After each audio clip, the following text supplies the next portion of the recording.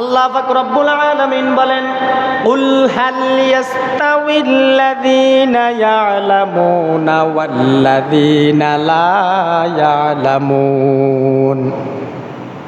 হে নবী, আপনি তাদেরকে বলে দেন, যারা জ্ঞানী এবং যারা জ্ঞানী নয় তারা কখনো এক হতে পারে না। ইন্নামা ইয়াতাযাক্কারু উলুল আলবাব, নিশ্চয়ই যারা জ্ঞানী তারাই নসিহত কবুল করে, তারাই উপদেশ গ্রহণ করে। সুতরাং যাদের জ্ঞান আছে এবং যাদের জ্ঞান নাই তারা কখনো এক হতে পারে না। তো রাসূল সাল্লাল্লাহু আলাইহি ওয়াসাল্লাম হাদিস শরীফের মধ্যে বলেন, কিয়ামতের আগে মানুষদের থেকে জ্ঞান সমূহ উঠিয়ে নেওয়া হবে। قال النبي صلى الله عليه وسلم إن من أشراط الساعة أن يرفع العلم ويثبت الجهل।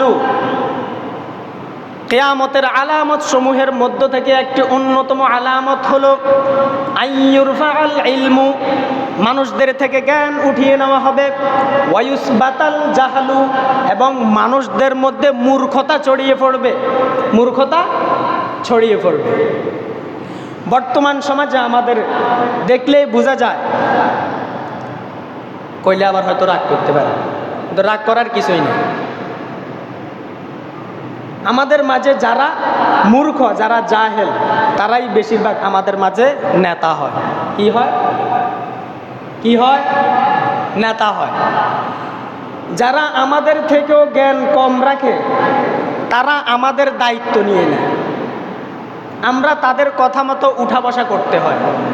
আছে কিনা বর্তমান সমাজে? বাস্তবতা এটাই বলে, মূর্খতা ছড়িয়ে পড়বে, মূর্খ লোকেরা জ্ঞানী লোকদেরকে শাসন করবে, মূর্খ লোকেরা জ্ঞানী লোকদেরকে শাসন করবে।